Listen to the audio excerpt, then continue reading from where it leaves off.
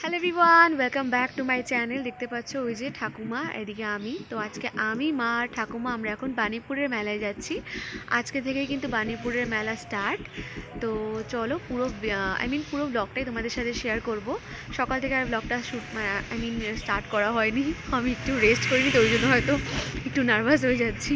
মানে just gym থেকে এসেই খেয়ে দিয়ে রেডি হয়ে এখন আমরা যাচ্ছি মেলায়। তো চলো দেখতে থাকো।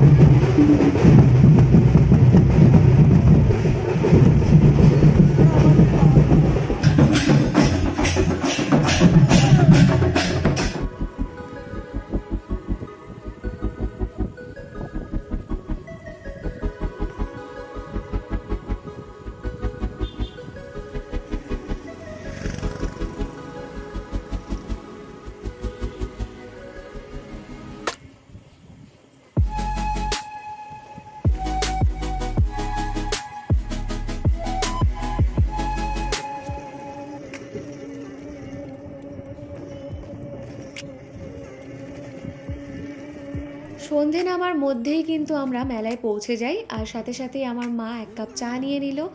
মাকে দেখে আমারও কিন্তু একটু চা খেতে ইচ্ছা করছিল, তারপর মাকে বললাম আমাকে একটু দাও। তারপরে আমিও একটু চা খেলাম। এই ঠান্ডা ঠান্ডা ওয়েদারে চা খেতে কার না ভালো লাগে বলো। দেখতেই পাচ্ছ এই সময় কত লোকজনের ভিড়। কিছুটা আগিয়ে আসার পর দেখছি কি এই সামনে একটা কিউট কুকুর দাঁড়িয়ে রয়েছে। একজন কাকু কুকুরটাকে নিয়ে দাঁড়িয়ে রয়েছে, আই থিঙ্ক সেল করার জন্য। আমি অনেক সাহস করেও আমি ওকে একটু আদর করতে পারিনি, জানোই আমি কুকুরকে একটু ভয় পাই। যাই হোক, সামনে আরও এগিয়ে আসার পর দেখতে পাচ্ছি প্রত্যেকটা জিনিস কিন্তু প্রত্যেকটা দোকান বসে গিয়েছে, জাস্ট এরা এখন সাজানোটা কমপ্লিট করছে। আর এদিকে দেখতে পাচ্ছি কসমেটিক্সের দোকান, যেখানে কিনা মেয়েদের পছন্দের এমন কোনো জিনিস নেই যে এখানে পাওয়া যাবে না।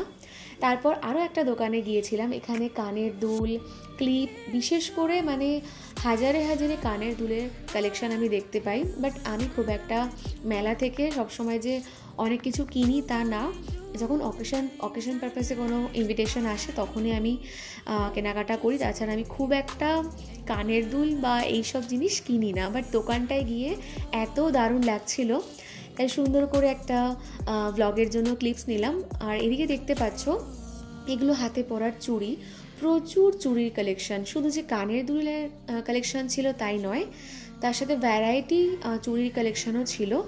এবার কিন্তু চলে এসেছি মেলার শুরুতেই যেটা খাবো সেটা হচ্ছে ফুচকা। তো ফুচকাটা খাওয়ার পর আমি এই ক্লিপসটা নিয়েছিলাম। ফুচকার দোকানে এসে বিন্দুমাত্র ওয়েট করতে হয়নি।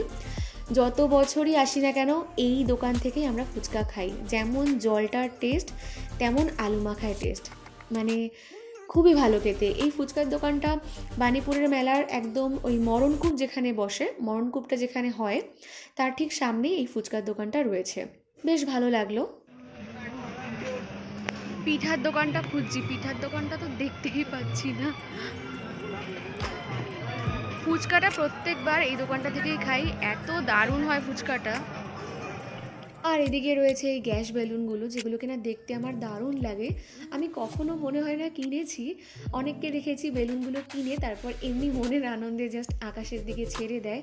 ওটা কিন্তু দেখতে আমার বেশ ভালো লাগে, বাট আমি কখনো কিনিনি। যাই হোক, এবার আমরা এই দোকানটায় এসেছি। এই দোকানটা প্রত্যেক বছরই আসা হয়। এই দোকানটা একদম যে বড় যে পিঠার স্টলটা তার পাশেই কিন্তু এই দোকানটা, ঠিক আছে। এই দোকানটাতে কাবাব থেকে শুরু করে বিভিন্ন fish pakora, fish cutlet, fish finger, everything এই দোকানটায় পাওয়া যায়। চিকেন সাটে, তারপর কি কবিরাজি না কি একটা আছে না, আমার ঠিক মনে পড়ছে না, ওটা আমি যেহেতু খুব একটা পছন্দ করি না, ফিশ কবিরাজি। তো যাই হোক, এইসব জিনিসগুলো এই দোকানটায় পাওয়া যায়। এখান থেকে আমি মাকে বললাম যে মা তোপসে ফ্রাইটা খেয়ে দেখতে পারো, ওটা আমি খেয়েছিলাম আগে। তো এদিকে ভেটকি মাছ পাতুরিও দেখতে পাচ্ছ। যাই হোক, আমরা কিন্তু তোপসে ফ্রাইটা নিয়েছিলাম, 4 পিসের দাম হচ্ছে 140 টাকা। তো যেটা কিনা একদমই ফ্রেশ ছিল, গরম গরম, মানে ধোয়া উঠছিল, ঠিক আছে। এটা মা ঠাকুমা সবাই দেখছিলাম খুব মজা করে খাচ্ছে। তো তাদেরকে তাদের ভালো লেগেছে, এটা দেখে আমার নিজেরও ভালো লাগছিল, আমিও খাচ্ছিলাম। তো মাকে বললাম, মা তোমার খাওয়া হয়ে গেলে আমাকেও ব্লগের জন্য একটা ক্লিপস তুলে দিও। আগে আমার অনেক লজ্জা লাগতো মানে লোকজনের সামনে ব্লগ করতে, বাট এখন মনে হয় আমি খাচ্ছি, আমি ব্লগ করছি, করতে থাকি, কি আমাকে দেখলো না দেখলো আমি অত তাকাচ্ছি না, আমি আমার মতো জাস্ট মোমেন্টটাকে এনজয় করছিলাম। এরপর কিন্তু মেলাটা দুটো সাইডে হয়। একটা হচ্ছে মেলাটার কি বলবো, আমরা এতক্ষণ মরণকূপের নাগরদোলনার সাইডটায় ছিলাম, তারপরে কিন্তু এবার আমরা উল্টো দিকের সাইডে চলে এসেছি, যেখানে কিনা অনেক রকমের এক্সিবিশন হয়। এখানে হাতের তৈরি অনেক জিনিসপত্র পাওয়া যায়, এরা অনেক দূর দূর থেকে এসে এখানে নিজের হাতে জিনিসপত্রগুলো তৈরি করে। যাই হোক, কথা বলতে বলতে দেখতেই পাচ্ছ এবার কিন্তু এই কাকিমার ঘুগনির দোকানে চলে এসেছি। দূর থেকে না দোকানটাকে দেখছিলাম, অনেকে খাচ্ছিল, সামনে এসে দেখছি যে দারুণ তো ঘরোয়া পদ্ধতিতে ঘুগনিটা বানানো মনে হচ্ছে, আর বিশেষ করে স্যালাডগুলো খুবই ফ্রেশ লাগছিল। ওই জন্য মাকেও বললাম, মা এটা তো ঠাকুমা খেলেও খুব একটা মনে হয় না অসুবিধা হবে, খুবই মানে একটা হালকা যেমন ঘরে মা বানায় ওরকমই। তো তারপর চলে আসলাম পাঁপড়ের দোকানে। পাঁপড় খাওয়ার বায়না কিন্তু আমার মা করেছিল, তো ঠাকুমার হাতে ধরিয়ে দিয়েছি, আমরা সবাই ওখান থেকে একটু একটু করে ভেঙে ভেঙে খাচ্ছিলাম, কারণ টুকটাক টুকটাক করে এটা সেটা ওটা খাওয়া হচ্ছিলোই। পাঁপড় একটাই নিয়েছি, আমি জাস্ট একটুখানি খেয়েছি, আর ঠাকুমা আর মাই খাচ্ছিল, ঠাকুমাও কিন্তু বেশ মজায় ছিল। তারপর চলে এসেছি ভাপা পিঠে খেতে। এটা আমি যে কোনো মেলা বলো বা পুজোর সময় বলো, জগদ্ধাত্রী পুজোর সময় বিশেষ করে আমি এই পিঠেটা খেয়ে থাকি, আমার ভীষণ ভালো লাগে। খুব একটা মিষ্টি যে হয় তা না, হালকা মিষ্টি হয়। আমি পার্সোনালি এই পিঠাটা খেতে খুব পছন্দ করি। তো টুকটাক টুকটাক করে অনেক কিছুই খাওয়া হলো। এই মেলায় আসার মেন উদ্দেশ্য হচ্ছে বিশেষ করে আজকে বলি আর যাই বলি, টুকটাক দু একটা জিনিস খাওয়া দাওয়া, আর তার সাথে আমার মা আর ঠাকুমার সাথে ঘুরতে আসা। আমার ঠাকুমা ভীষণই পছন্দ করে ঘুরতে যাওয়া, টুকটাক খাওয়া দাওয়া, আর তার অনেক বয়স হয়েছে তোমরা সবাই জানো। আমি চাই না তার কোনো মোমেন্ট, আমি এমন চাই না যে তার খারাপ কাটুক, আমি সবসময় চাই তাকে আনন্দে রাখতে, খুশিতে রাখতে।